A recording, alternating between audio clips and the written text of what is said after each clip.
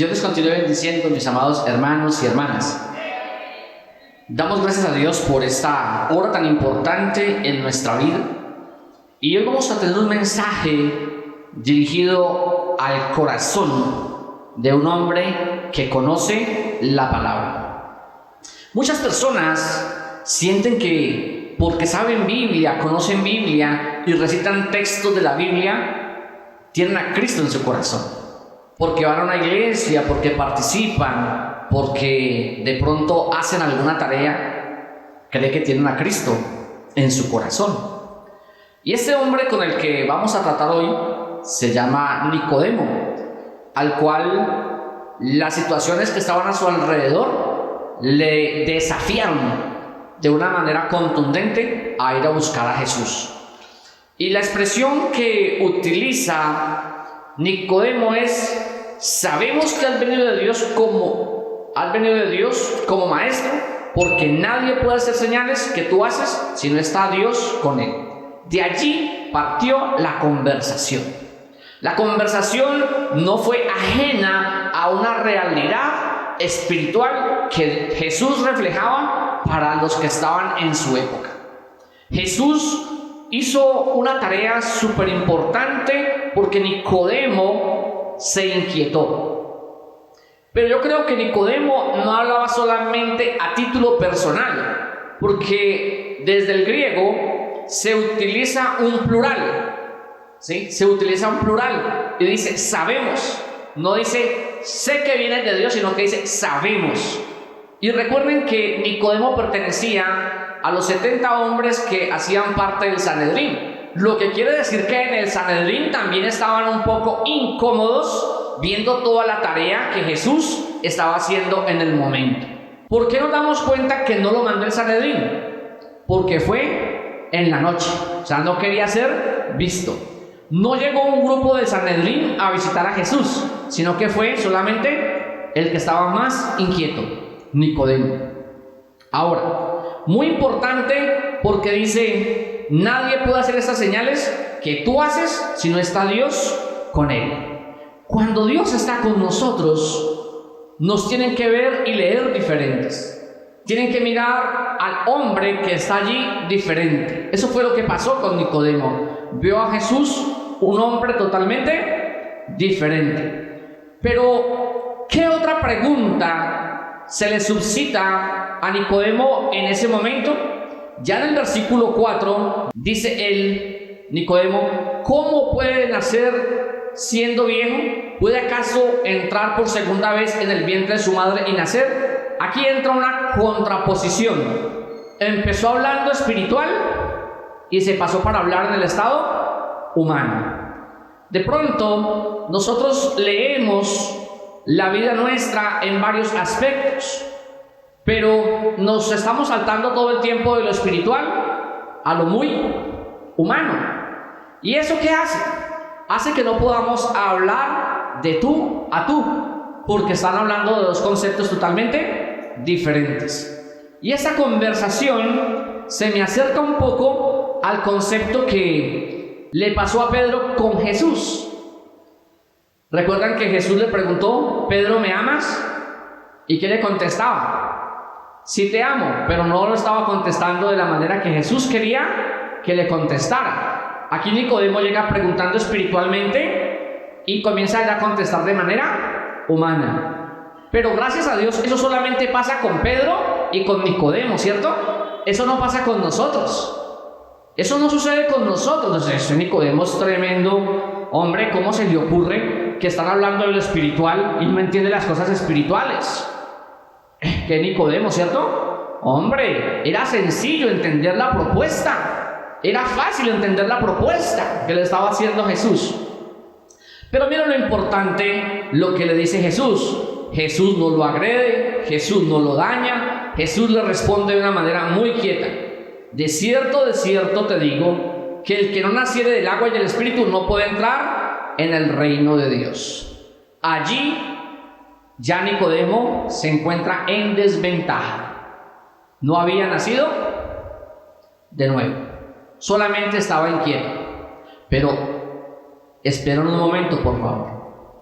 Muchas personas que están en las iglesias, participan, hacen cosas buenas, son notorios, pero no han nacido de nuevo. Por sus frutos los conoceréis, dice el Señor. Entonces uno entra a preguntar, pero si era un hombre tan sabio, Nicodemo era uno de los hombres más pilos que tenía ahí el Sanedrín. Pues por pilo fue que fue a preguntar.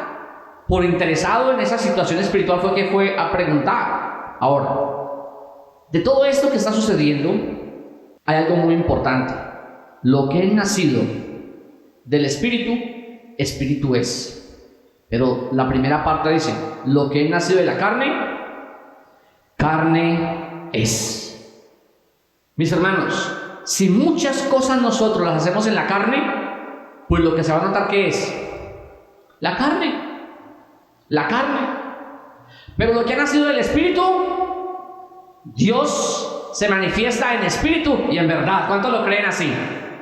Ese es el ejercicio espiritual de nosotros. No podemos abandonar, los que tenemos pues buena carne, no podemos abandonar esta carne. No la podemos abandonar. Y más cuando le hemos invertido tanta plata. Pero hay una cosa que son las decisiones carnales. Pero hay unas cosas que son las decisiones espirituales y se toman las decisiones espirituales cuando estamos con Cristo Jesús como centro de nuestra vida. Ahí es el ejercicio que nos corresponde a nosotros como creyentes empezar a mirar hacia dónde va nuestra dirección. Ahora, aquí Nicodemo parece Juanito el preguntón, preguntando y preguntando y Jesús respondiendo. Esa forma de enseñanza se llama mayéutica. Tú preguntas, yo respondo. Tú preguntas, yo respondo. Se llama mayéutica.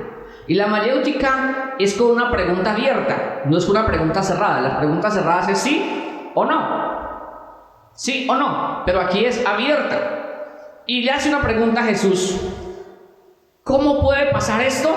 Ya siendo viejo, volver a nacer de nuevo. Entonces Jesús le responde de una manera contundente. ¿Eres tu maestro y no sabes esto? ¿No conoces esas vicisitudes de lo normal, de lo que estoy hablando? ¿O de qué es lo que ustedes hablan tanto allá en el Sanedrín? Porque el Sanedrín es un grupo religioso, un grupo que define cómo debe ser el comportamiento social de las comunidades del momento. Son los que se encargan de hacerse jueces de las maneras de cómo vivir la gente en medio del pueblo. Esa era la tarea. Y debían de ser hombres judíos, pero fuera de eso también tenía que hacerse fariseo. Y el fariseo tenía que conocer la ley con profundidad. ¿Me hago entender de quién estamos hablando en este momento? Es que estamos hablando de un erudito muy fuerte, con mucha capacidad y sagacidad. Y Jesús por eso le dice, ¿es tu maestro? ¿Qué es lo que le enseñas a la gente? ¿De qué es lo que tú hablas con la gente cuando le enseñas? ¿De qué es lo que ustedes debaten? Entonces, se me salta a mí una pregunta un poquito intencional. ¿De qué es lo que tanto hablamos en la iglesia? ¿De qué es lo que tanto enseñamos en la iglesia? ¿De qué es lo que tanto hablamos en nuestra casa? ¿De qué es lo que tanto hablamos en la familia? Porque siendo maestros, fíjate que el apóstol Pablo dice, ya debiendo ser maestros, siguen siendo ¿qué? Niños que ya deberían de estar comiendo frijolitos, lentejitas, pero todavía tengo que seguirles dando leche, preparándole la mamila, su lechita y a dormir, ¿no? No, señor. Eso tiene que ser mucho más profundo. Recuerden cuando éramos niños nos daban un teterito y nos acostaban para que nos quedáramos dormiditos, ¿no? Aunque ustedes ya no se acuerdan algunos por la edad que tenemos. Algunos ya no recordamos eso, que nos daban una mamilita ahí para que nosotros nos durmiéramos. Pero escúchenme bien. El impacto que necesitamos nosotros es que cada día podamos recordar que ya no somos niños. ¿Somos qué? ¿Qué debemos de ser? Maestros. Maestros. Con la capacidad de enseñar. Entonces van a preguntarme, ¿dónde está el marcador y el borrador? No se trata de marcador ni borrador. ¿Cómo se trata? El modelo nuestro. La capacidad de nosotros ser. Entonces, les hago la pregunta. ¿Hasta aquí cómo va ese diálogo con Nicodemo y Jesús? ¿Han avanzado algo? Sí se ha avanzado mucho, porque es la condición en la que nosotros tenemos que encontrarnos en algún momento, descubrir de qué es lo que realmente necesitamos para entender lo que somos como hijos de Dios. Porque a veces nosotros nos sentimos hijos de Dios por todas las tareas religiosas que hacemos, pero nuestro corazón está lleno de egoísmo, está lleno de envidia, está lleno de odios, está lleno de amarguras, está lleno de cosas que le hacen daño a la sociedad. Y esta semana con la frase que me encontré es que con todo lo que asistes a la iglesia, con todo lo que adoras a Dios y todavía odias a algunas personas. ¿Qué? ¿Escucharon eso? Todo lo que hacemos, uy, pero ese hermanito no, ay, pero esa hermanita no. Tengamos cuidado. Ese hermano mío, yo hablando de hermano en sangre, esa joyita que tengo yo, de hermano, de hermana, ojo, que ese hermano o esa hermana merece el mismo amor que Cristo tiene por nosotros. ¿O es que somos más perfectos nosotros? ¿O es que somos mejores nosotros? No, Señor. Lo que estamos luchando es cada día por hacernos más parecidos a Cristo. ¿Cuántos están en esa lucha? Yo estoy en esa lucha todos los días, pero todavía no me va a empezar el pelo, ¿no? Porque no se trata ni del pelo, ni de la túnica, ni de las sandalias. No se trata de eso, se trata de las acciones de Jesús ante el mundo, ¿sí? Porque por ahí hay un grupo religioso que tiene la túnica, tiene el turbante, tiene las sandalias, tiene todas las cosas para parecerse a Jesús. Pero no se trata en el vestuario, se trata en las acciones y en el corazón. Es la manera como queremos verlo. Y me gustan mucho estos versículos que siguen. Si os he dicho cosas terrenales, versículo 12. Si os he dicho cosas terrenales y no creéis, ¿cómo creeréis si os dijere las celestiales? O sea, ¿cómo vas a creer lo que no puedes entender? Ahí es muy importante, escúchenme bien mis hermanos, ahí es muy importante la fe. Porque es que a veces nosotros lo que no es tangible no es real. Y en la clase de escuela dominical se utilizó un término allí, que Jesús había resucitado y alguien fue a tocarlo y lo que le dijo Jesús es: aún todavía no me toque porque no he ido ¿a quién? Al Padre. Eso quiere decir que hay un mundo muy humano, pero también hay un mundo muy espiritual. Y en el caso de Jesús fue muy humano, pero también muy divino. Entonces, 100% humano, 100% divino. Y esto nos conlleva a nosotros a mirar que hay muchas cosas terrenales que no entendemos. Porque el Señor dijo: ustedes saben que mirando esta mañana así, toda nubladita, puede ser que llueva en la tarde. Y los más adultos dicen: me huele a tierra húmeda. Creo que está lloviendo por otra parte. Fácil va a volver a llover aquí en Jumbo en las horas de la tarde. Y tenemos como presupuestado algunas cosas. Pero en las cosas espirituales no presupuestamos, ni esperamos, ni confiamos. Queremos verlo todo real. Y nosotros necesitamos aprender a confiar de que Dios está obrando su perfecta voluntad en cada una de nuestras vidas. Se ahogó ese amén. ¿Saben por qué? Porque son nuestras vidas, mis hermanos, las que están para leer ante el mundo y ante la sociedad. ¿Qué quiere ver el mundo en nosotros? ¿Qué es lo que quiere y necesita ver el mundo en nosotros? ¿Qué es lo que el mundo quiere ver en nosotros? Los que estamos aquí sentados en esta iglesia hoy. Quiere ver a Cristo a través de nosotros. Eso quiere ver el mundo.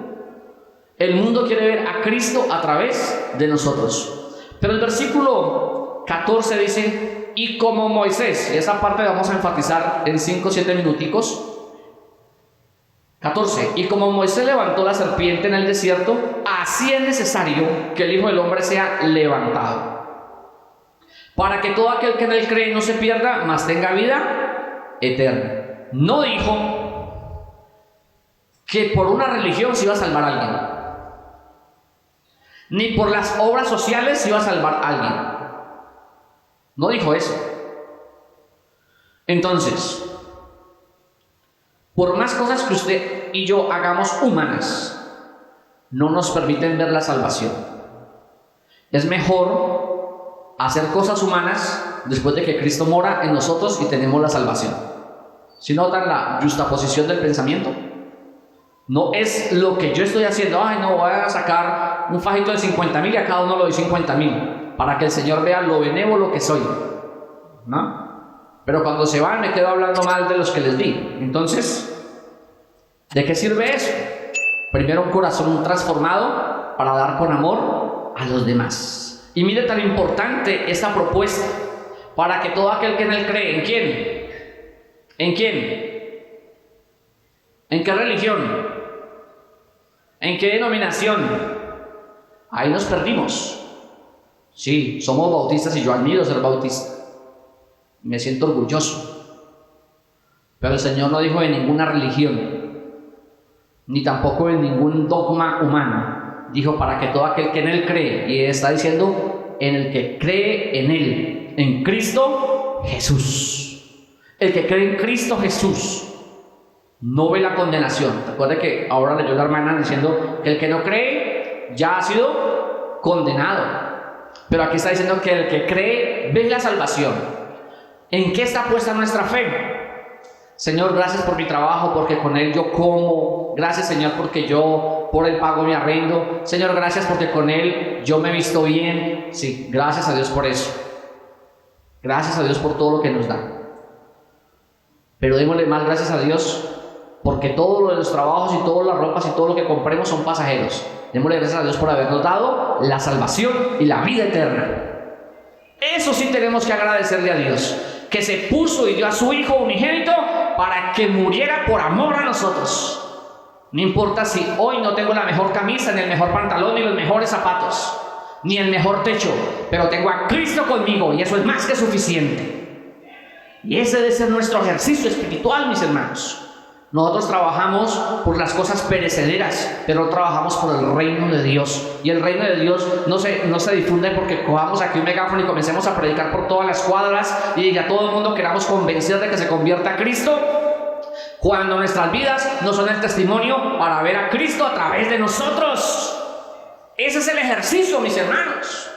Mi compromiso en el cara a cara con el Señor no es qué tanto hice ni qué tanto voy a hacer, sino qué tanto estoy comprometido con el reino.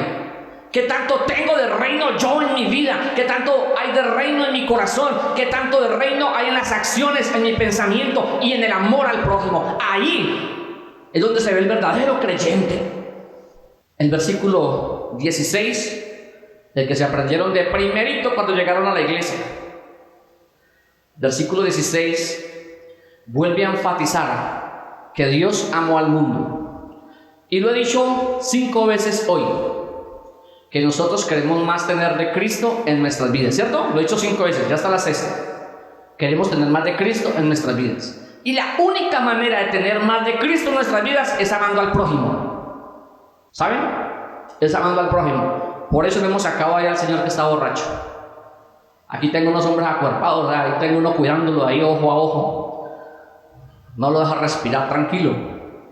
El boss de ayer lo tiene todavía caliente. Pero no lo vamos a sacar por amor a ese hombre. ¿Cristo lo sacaría? Cristo no lo sacaría. De verdad que no lo sacaría. Porque es que a eso vino Cristo. A sacar a los perdidos a una vida diferente. Y así como Él, que está ahí, tenemos muchos familiares que pueden estar también tomando, estar embriagados, estar en otras cosas malas, y también quisiéramos que llegara la salvación. ¿Cuántos quieren que toda su familia llegue a la salvación y vida eterna? Yo quiero eso. Yo quiero eso. Yo también tengo un llanto interno por alguien que conoce de Cristo, pero no vive lo que quiere Cristo que viva. Y no es suficiente el conocimiento. No es suficiente. Y sufro por eso. Y ustedes también sufren por personas que tienen con problemas de droga, tienen problemas de alcohol. Algunos tienen hasta personas que están involucradas en cosas malas, delincuencia, familiares, primos, sobrinos. Tienen personas así, yo sé que sí. Pero por ellos también vino Cristo. Por eso es que ustedes tenemos que hacer una buena lectura de esta vida para que otros nos lean a nosotros como Cristo está en nosotros, como Cristo es representado por nosotros, y nuestras acciones deben de dar gloria y honra solamente al Salvador nuestro. Eso debe suceder. Ahora, la tarea de Jesús en la cruz era una sola: para que nadie se pierda y tenga vida eterna. para que nadie se pierda y tenga vida eterna. Cuando hay una creciente muy grande en los ríos y la marea baja o la borrasca baja, para que la entendamos más fácil, quedan un poco de peces allí en la orilla, pequeñitos y todo. Y ellos se demoran bastante para morirse, ellos no se mueren inmediatamente. Pero si alguien coge 1, 2 o 3 pececitos y los vuelve a tirar al agua, ¿ustedes creen que vale la pena recuperar esos pececitos o no vale la pena? O es mejor llevarlos a hacer una fritanga de pececitos pequeños. Vale la pena coger los 2, 3 pececitos. Pues el Señor no nos dijo que teníamos que echar todos los peces que quedaron a la orilla, porque son muchos a veces. Pero tenemos muchos a la orilla, ya casi cerca a Cristo. Pero nos falta seguir siendo fuertes y valientes para que lleguen a los pies de Cristo. ¿Cuántas personas están tan cerca de Cristo? Así como Nicodemo. Estaba muy cerca de Cristo, hablando de Cristo, pero todavía con la interrupción de lo humano, de lo intelectual, de las prácticas por muchos años, de la justificación de su religión, de la justificación de su creencia, de sus prácticas. ¿Cuánto tiempo? Pero estaba cerquita de Cristo, así como esos peces estaban cerquita al agua, pero no podían ir por ellos solos hasta allá. Así vamos a ir nosotros, por esos familiares, amigos, vecinos, por aquellas personas que necesitan a Cristo.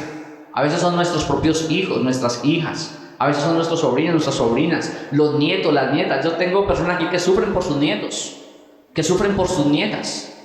Yo tengo personas aquí que tienen temor de que su nieto, su nieta se pierda. Tengo familias aquí donde los sobrinos están perdidos y necesitan que regresen a Cristo, pero nos toca una tarea grande, mis hermanos, doblar rodilla. Por eso la vigilia, no falte. Llegue la vigilia a orar por esos perdidos, pero también ore por cada uno de nosotros para que el Señor nos fortalezca. Dice el 16: porque de tal manera Dios amó al mundo que dio a su Hijo único para que todo aquel que en él cree no se pierda, mas tenga vida eterna. Pero me gusta el 17. Porque no envió Dios a la iglesia al mundo para condenar a los del mundo, sino para que la iglesia los lleve a la salvación. ¿Les gusta esa traducción?